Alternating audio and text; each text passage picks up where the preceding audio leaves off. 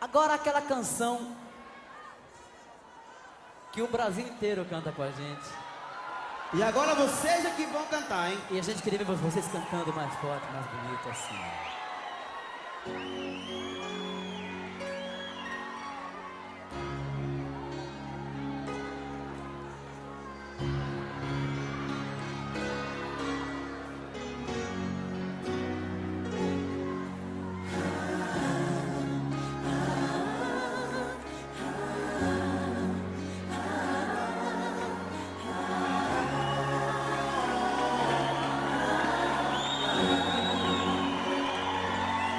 A gente ama, qualquer coisa serve para relembrar. Vocês. Um vestido.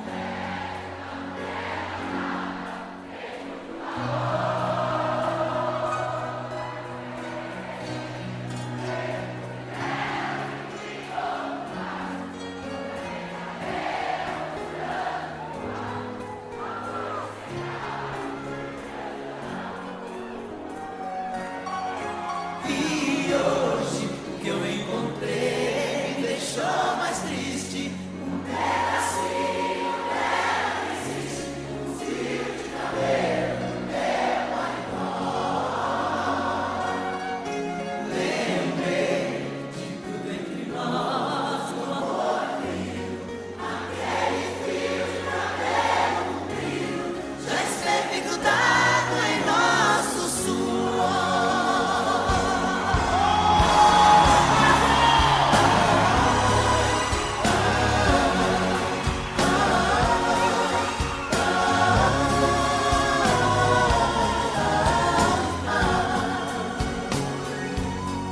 A gente ama e não vive junto da mulher amada.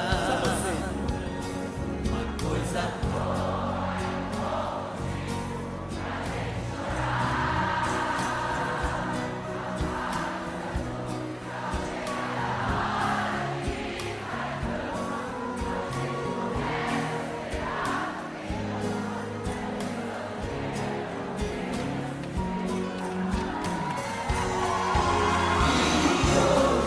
que eu encontrei me deixou mais triste. Um pedacinho dela existe, um fio de cabelo no meu paletó. Lembrei de nós, do amor lindo, aquele fio de cabelo comprido já esteve grudado em nosso suor.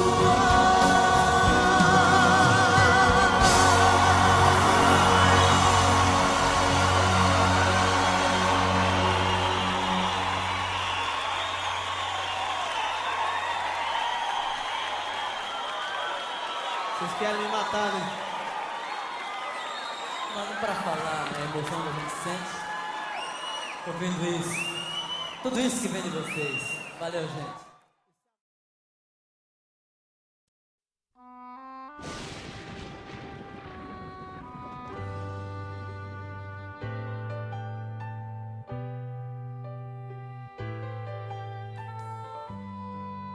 Lá fora a chuva cai e o que acontece enfim é sempre assim. O amor nos faz lembrar que um coração vazio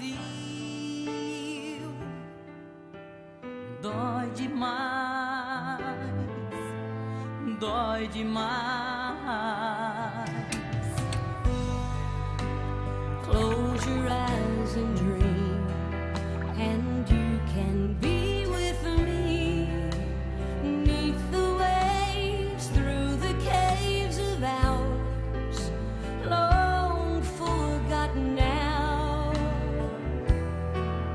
We're all alone, we're all alone. Feche os olhos pra pensar.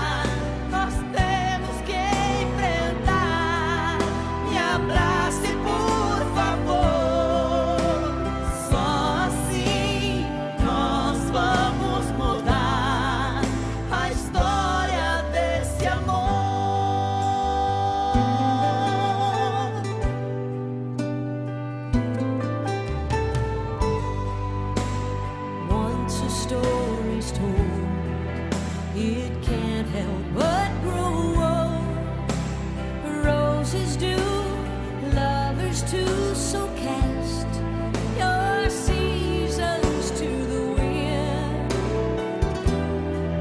and hold me dear, hold me dear. Close the window, calm the lights, and it will be alright. No need to bother now. Let it out, let it all begin. All's forgotten now. We're all alone. We're all alone. Feche os olhos pra pensar. And it will be alright. Me abrace, por favor.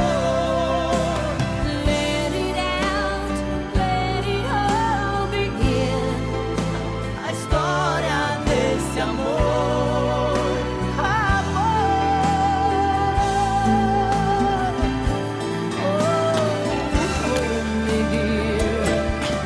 Você pensa o que você tá fazendo?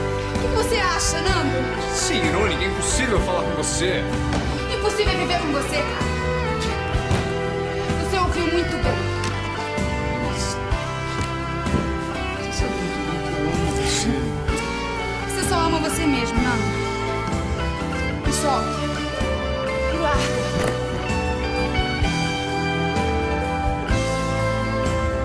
Esse é o nosso amor, amor. We're all alone.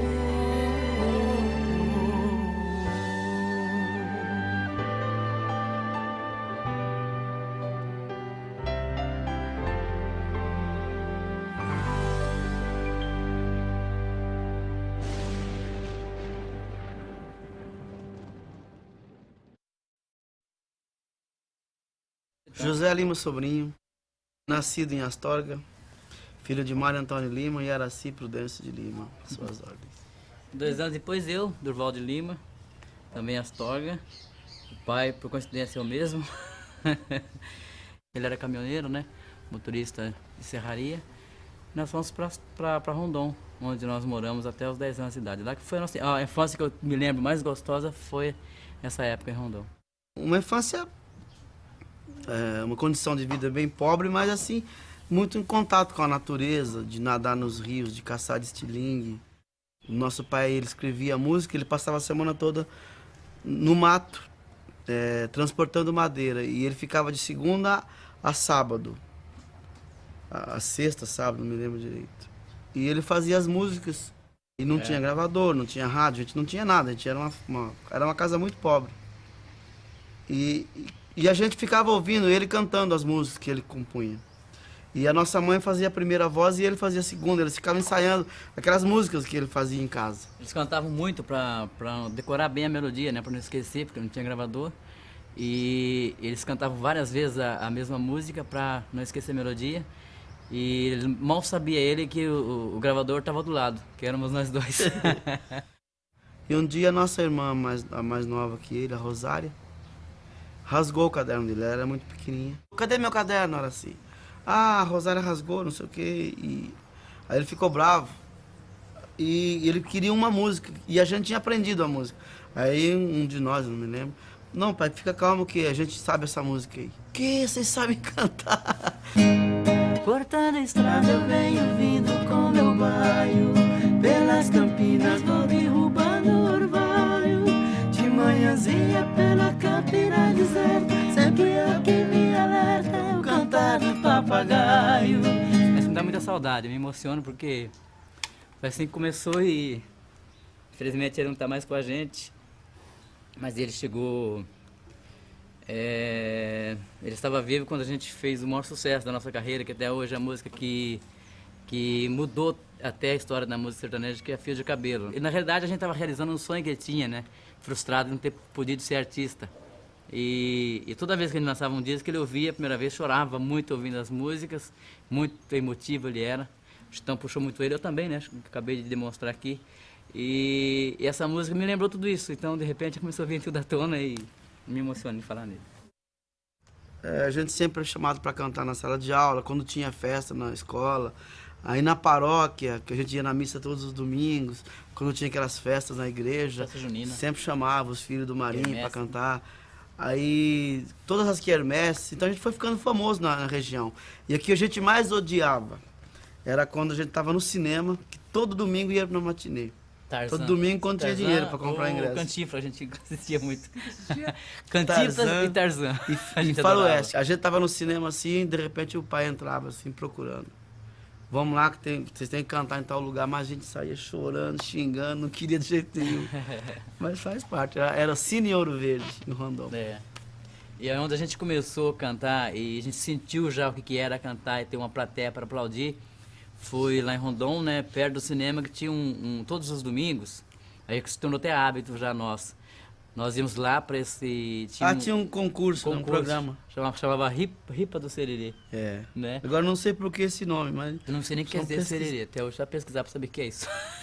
Sei que nós cantávamos lá e todos os domingos era o primeiro lugar. O que a gente ganhava? Às vezes um troféu e sempre tinha um cachezinho, né? Uma coisa simbólica, mas dava pra gente pagar os 2 ingressos e comprar uma pipoca. Pra gente, domingo era demais. E tinha missa, né? Que era diferente, a gente ia na missa. Depois, olha a nossa programação, a nossa agenda. Depois tinha o festival lá que a gente ganhava no clube. Depois o cinema, né? E quando chegava no circo, a gente tem que ir no circo. A gente adorava, queria ver shows, essas coisas, principalmente, né? Aí que a gente fazia? Ajudava a carregar água, ajudava a montar, às vezes, o circo para ganhar o ingresso para entrar à noite. Isso a gente fez muitas E vezes. sempre a gente ganhava o ingresso da estreia. Mas os shows vinham depois. Era difícil. É. Mas a gente via, a gente Às chegou vezes a a gente ver. vazava o pano e A entrava gente chegou a ver Jacó escondido. Jacozinho, que era a dupla que a gente mais gostava. É, A conhecemos gente lá. viu o Zique Zeca, também Nossa, era A um gente ídolo lembra do até nosso da roupa pai. que o Jacozinho tava, lembra? Camisa verde de brilho. E uma calça preta. É, Mas- a nossa escola foi o circo, né? Depois a gente, quando veio para São Paulo, começamos a carreira em São Paulo, o nosso palco foi o circo durante 10 anos, né? Aquele mesmo tipo, aquele mesmo circo que a gente frequentou na infância como espectador. A gente varava o pano às vezes, a gente ficava de olho para os moleques não vararam o pano também, senão não dava bilheteria. Depois. E na época passava a novela Irmãos Coragem. E a gente não tinha televisão, morava numa casinha assim muito simples. A gente assistia a televisão do vizinho. Pra gente foi um marco, a gente não esquece as cenas dele, né? Aquela figura forte, né? Do cowboy brasileiro mesmo, né? O Aquele Tarcísio. cavalo bonito. O cavalo né? que a gente foi saber que era dele, né? Já, um cavalo manga larga que ele tinha. Maravilhoso, né? A cena muito forte dele em cima daquele cavalo, o cavalo meio inquieto, né? A cena final do sino, né? Que quando incendia a cidade, que cai o sino nas cinzas, que ele pega, que ele estoura a pedra do diamante, né? É. Nossa, é muito forte. A novela foi maravilhosa. Lá no Paraná, o nosso pai odiava. Ele odiava a música. Naquela época eles falavam iê, iê, iê, né? É. Era o sertanejo caipira. Ele não gosta dessa música, então era Roberto Carlos. Nosso pai não gostava Rony do Von, Rony Von, Rony. aquele cabeludão. O Rony, Nosso pai, sinto que muito, esse negócio de nosso pai não cabelo. gostava do cabelo. Cabeludo era tudo viado, não sei o quê. Eu não. Mano, pagou a língua. Nós viemos pra São Paulo, nós ficamos cabeludos. E ele Ele também. ficou cabeludo. Deixou o cabelo crescer. Aí, Mudou, né? putz, aí a música do Roberto Carlos, todo mundo cantava. Beatles. Ele Que é não isso? Quando eu ouvia a música dos Beatles, ele detestava. E a gente já olhava aquelas músicas simpáticas, bonitas e tal. Ó, a nossa adolescência toda foi curtindo Beatles, Bee Gees, Elton John, Roberto Carlos, tudo o pessoal da Jovem Guarda. Final dos anos 60, né? Aí passamos os anos 70 todo curtindo essa fase de rock, de tal. Mas a cabelão. música sertaneja, cabelo comprido, mas a música sertaneja não saiu do sangue. A gente falou, não, nós vamos cantar essa música, a gente pode modernizar, a gente quer fazer essa música para mais pessoas ouvirem. Não, o trabalho de Samarim tinha sido muito bem feito, porque a gente estava com aquilo que estava, acho que tinha nascido com a gente, né? Estava no sangue, porque a gente cantar música sertaneja na época chamada música caipira, na infância, foi muito difícil para nós, porque nós éramos excluídos dos jogos de futebol, né? Das peladas de vila, porque nós éramos cantores de música caipira. Então os moleques, não, você não deixa os caipiras. Quantas vezes tava aquela confusão armada, era ele. Caipira! E o nosso pai, não, meu filho, vocês vão ter que ser cantor Então, sertanejo. a gente teve, eu acho que essa coisa até desses meninos que criticavam, que excluía a gente do futebol, foi até uma lição, porque nós Depois nós começamos a cantar profissionalmente, gravamos nosso primeiro disco. No segundo, a gente já queria fazer uma música sertaneja, mas para a molecada curtir também. A gente queria que os jovens partissem a curtir o que a gente estava fazendo. Fui procurado por um senhor com os seus 2 menininhos no meu escritório e posteriormente na rádio, 9 de julho. E a gente fez um teste. A gente cantou pra ele e falou, poxa, vocês têm valor mesmo. Sabe o que ele falou pra gente? Aí ele falou, só que vocês têm que pegar essas músicas de vocês, jogar tudo fora, aprender outras músicas e vocês têm que melhorar a dicção. Então, mas vamos para casa agora descansar, leve esse lápis, ponha na boca 15 minutos por dia, leia um jornal, uma revista, em voz alta. Falando assim, E depois vocês vão vir aqui para mim gravar para ver a diferença da dicção. Quando a gente voltou uma semana depois, falou, agora dá pra cantar no meu programa. Através do programa de Geraldo surgiu o convite pra gente participar de um filme chamado No Rancho Fundo. Primeiro foi o Homem-Lobo. Homem-Lobo, né? É. O Homem-Lobo era uma participaçãozinha cantando uma música só no filme, né? Um filme de lobisomem. O cara viu a gente na televisão e falou, eu quero esses meninos no meu filme. Até hoje. A gente não pôde assistir o filme porque era proibido, né? A gente era criança. Quando estreou em São Paulo. Aí depois veio No Rancho Fundo, um filme com vários artistas sertanejos. Esse disco não foi o nosso disco de estreia, de O Geraldo carreira. ficou bravo quando a gente gravou, porque ele não sabia que a gente tava cantando. A gente tava cantando músicas Folclóricas. folclóricas, músicas sátiras, né, dos personagens que tinham, dos caipiras do filme. Ele ficou É a muito trilha do bravo. filme mesmo, Falei, né? você conta tudo que eu tô pensando pra vocês, nós Eu temos que fazer quero um que disco vocês urgente cantem uma agora. música moderna, um disco mais... Você não pode falar errado, você tem que cantar o É, português vocês têm que correto. cantar música sertaneja falando bem. Porque aqui era só nós quer, nós vai, e agora nós já tínhamos um Mobral, não podia ser mais assim.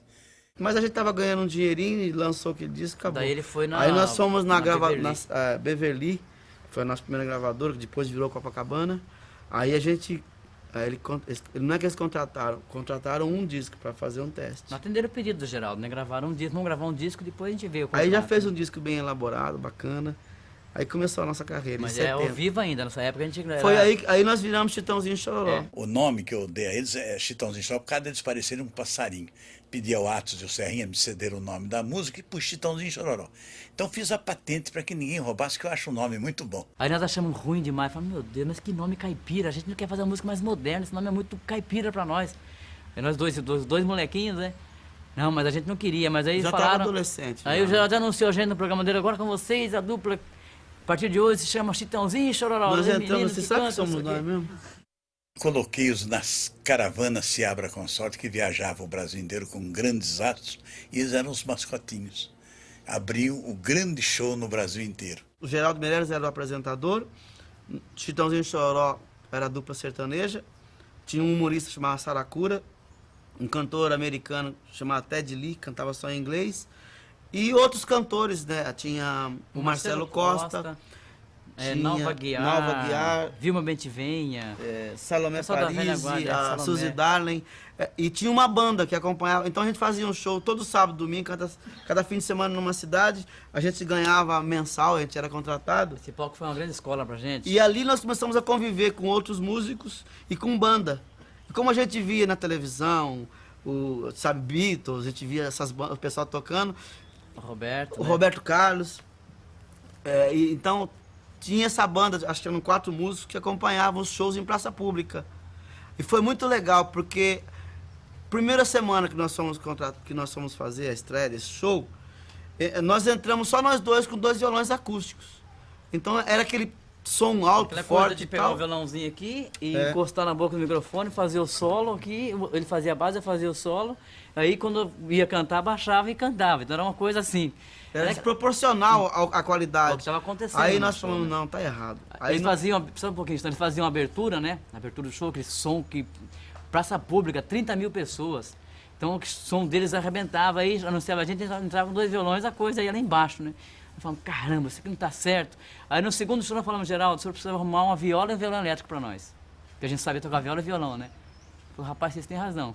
Os meninos sabem o que estão falando. Ele foi na Del Vecchio, que é a fábrica de instrumento tem até hoje, aqui, e encomendou uma viola para mim e um Eles violão deram de para ele, presente pra gente. eletrificados. Nós somos os primeiros.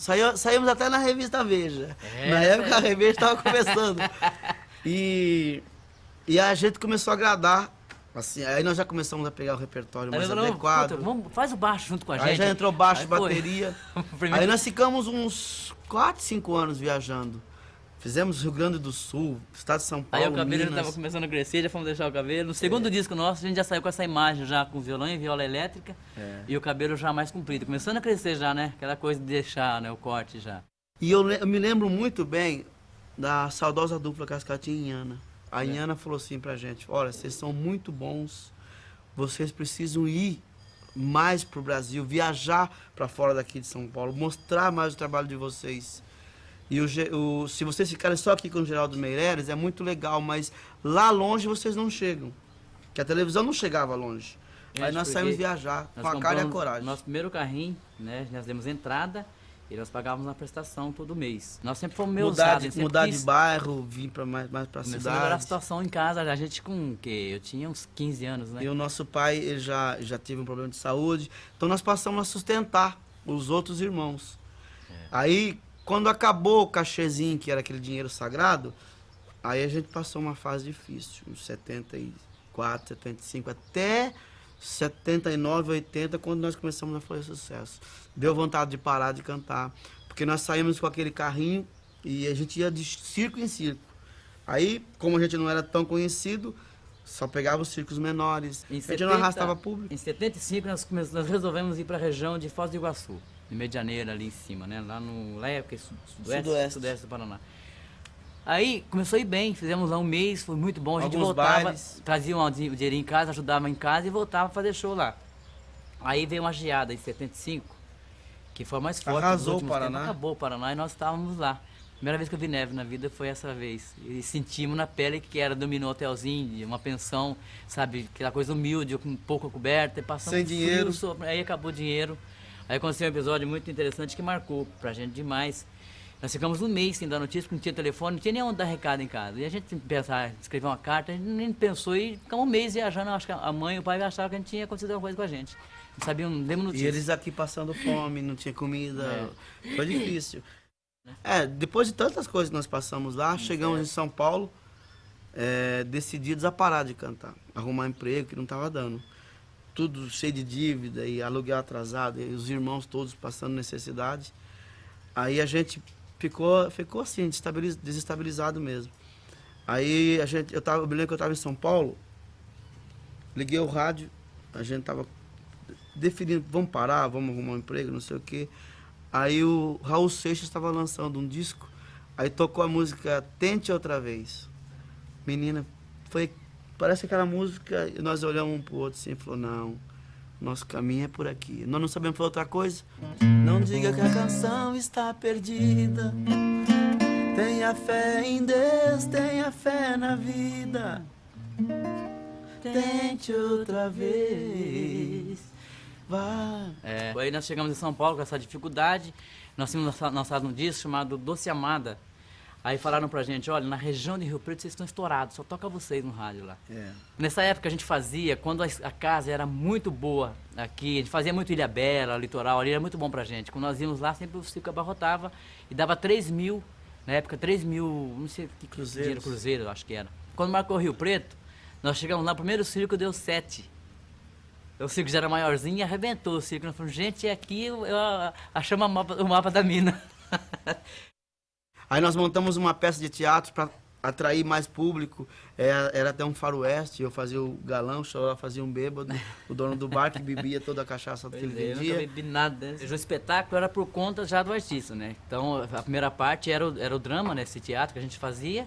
Depois tinha um intervalozinho de, sei lá, 15 minutos. A gente era o se tempo de trocava. lavar o rosto, tirar aquela maquiagem, né? E faziam 2 bigodinhos igual Cantinflas, porque na infância eu adorava Cantinflas. Um bigodinho aqui, uma garrucha aqui no meio das pernas, né? Uma roupa fedida que era o cão, porque a Era gente saía mesmo de todo casa para fazer o primeiro show, era cheirosinho, né? Aí acabava o show suado, que nem doido, e a mala era um saco, né? Chegava dentro do saco aquela roupa e ia pro outro show no outro dia. Aí botava a mesma roupa. Só lavava na segunda-feira. E era muito sofrido, porque a gente cantava, fazia o teatro ali, eram acho que umas 2 horas de peça, né? Depois da peça, 1h30. Uma hora e meia. Dava, porque eu me lembro que era 3 horas de espetáculo que a gente fazia. Aí lavava o rosto, passava um perfume, botava a roupa de artista, de cantar, e voltava lá e...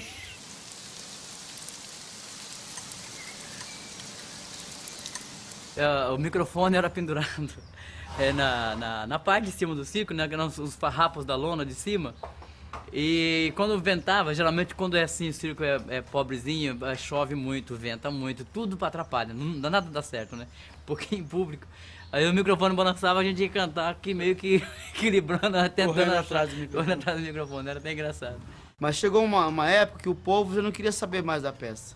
Queria ouvir, ver a gente cantando. Deixa eu contar isso, a gente chegou no show, no circo num sábado, aí fizemos o drama, aquele sacrifício e tal, fizemos o drama, e no drama, né, no teatro nosso, o público começou a pedir, canta 60 Dias Apaixonado, canta Ninguém Quis Dormir, começou a pedir as músicas, né? Pô, a gente nem acabou a peça, o povo pedindo, nós falamos, peraí, nós estamos aqui dando uma de gaiato, pô, vamos largar a mão desse negócio de O povo peça. já tá vindo, povo já quer tá ver- vindo quer ver a no gente show, cantar. no espetáculo, pra ver cantar. Viajando pra Mato Grosso, Aparecida do Tabuado, lá conheci uma morena que me deixou amarrado. Deixei a linda pequena, por Deus confesso desconsolado.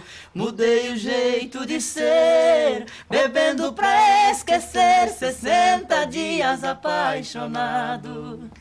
E aí, Mas olha, tira os Nós não vamos cartazes levar da o rua drama que nós não vamos levar o drama hoje. cara Então, falou, vocês "Vocês estão estão ficando loucos, rapaz. O povo vai quebrar o circo, vai acabar com a gente. porque Falei, no "Não." sábado, numa outra cidade, o pessoal começou a pedir música, É, pedir música, muito. e a gente mal pôde apresentar o drama, a peça. Aí nós contamos, O teatro. ó, ontem aconteceu assim, assado, e a gente resolveu que não vai mais. Pode ficar tranquilo que a gente segura a onda. Olha o que estão fazendo, vão quebrar meu circo. Falei, não vão, não. Aí nós entramos pra cantar e Aí mostra. não parou Aí mais. nunca mais nós cantamos. paramos. Foi Lembra muito quando certo, a lembro Gal lançou Folhetim? Aquela música maravilhosa. Aí eu cheguei pro Darcy Ross e falei, Darcy, a Gal lançou uma música que fala da mulher da vida. E mulher da vida é uma pessoa sofrida e música sertaneja sempre elas gostam de ouvir, e é uma coisa que conta o dia a dia. Vamos fazer uma música sobre essa história que a Gal colocou em Folhetim. Aí nós fizemos Ninguém Quis Dormir. Como é? Tenho pena da vida que você tem levado em tantas noites de falso calor. Entrega seu corpo a homens estranhos que chegam tão loucos com sede de amor. Mas se necessita de amor, você sofre, que só por instantes lhe querem tão bem. Depois vão embora até satisfeitos, e amor sincero você nunca tem. Você chora triste, saudade de alguém. A noite é tão fria, a casa vazia, não ficou ninguém.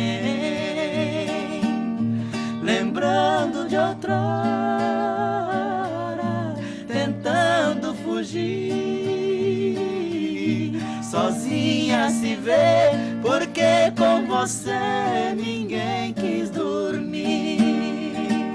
A música explodiu em 80, 80. 80, foi um grande sucesso nosso.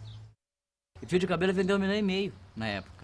E não tinha, a gente cantava no... Não tinha mídia, não no tinha programa de Geraldo televisão Meirelles, assim, que tinha só de televisão. Programas exclusivos. E de madrugada, rádio AM e à noite, rádio AM.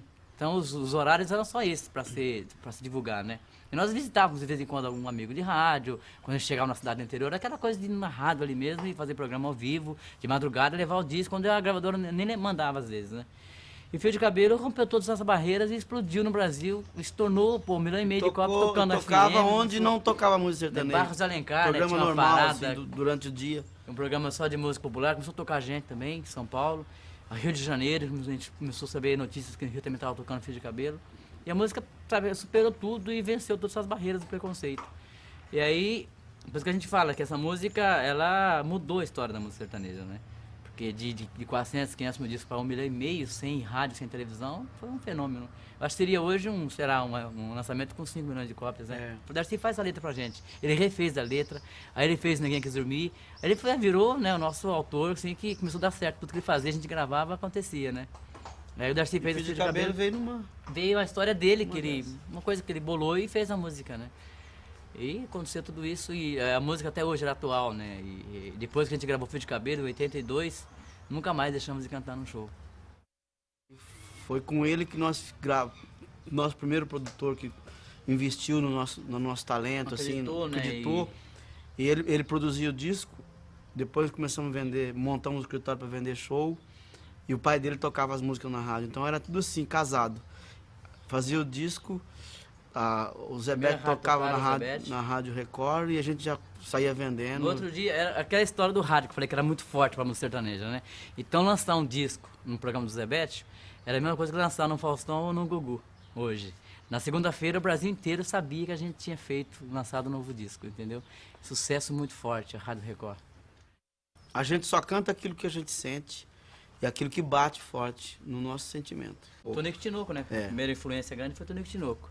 Depois veio Jacó Jacozinho, que já era um pouco mais moderno do que o Tonico Tinoco fazia. Aí depois Belmonte e Belmonte e Amaraí, Amaraí. que já era dupla moderna, que tinha influência de boleros Do mexicano mexicanos. já, da rancheira, do rancheiro mexicano já. E fora isso, a gente viajou muito para Mato Grosso, a gente viajou para o Rio Grande do Sul, que tem uma cultura fantástica. Assim, que você pensar de lugares do sul de Minas, Mato Grosso, Goiás, estado de São Paulo, Paraná, até Santa Catarina, um pedaço. A gente viajou muito, isso é tudo coisa que a gente viveu mesmo, esse tipo de música, conheceu mesmo. Fomos a primeira dupla a gravar country no Brasil, na concepção mesmo do country, que o pessoal sempre cantava mais pro lado do mexicano mesmo, com violão de O nylon. mexicano é aquele corrido assim, né? O corrido mexicano, né? Fizemos. O country é mais aqui, mas a mesma levada, só um pouquinho diferente do cá, né? Eu sou caminhoneiro e vivo na estrada, distante de alguém que tanto me ama. E pensando nela eu vivo torcendo pra chegar depressa o fim de semana. Ao fechar os olhos parece que vejo meu bem me abraçando e dizendo assim: 3 noites apenas é pouco demais. Pra quem ama tanto isso não satisfaz. Eu quero você toda noite pra mim. Aí tinha um refrãozinho que falava: pensando nisso, depois, aí ela chora, chora, chora e nada me diz. E nesse momento eu me sinto feliz ao vê-la chorando de tanto amor. Mas isso já gravado Por aí. com guitarra, imitando o cowboy, o country americano mesmo, e foi a primeira música nossa. É. E deu certo. Barretos é a festa mais tradicional, já há 45 anos. E começou assim também. As pessoas reunindo, era uma cidade onde era um pouso de boiada, era um lugar onde todas as boiadas se encontravam. Os boiadeiros se encontravam, porque acho que era um eixo, né, que distribuía para várias cidades onde passavam as boiadas, e eles começaram, não tinha o que fazer, no final de semana, começaram a montar em cavalo e fazer aquela montaria. Uma festa que eles faziam pra eles ali. curtir. Aí aquilo foi atraindo pessoas, aí começaram a fazer numa arena e foi. E Virou rodeio. iniciou-se o grande rodeio, festa do Peão de Barretos.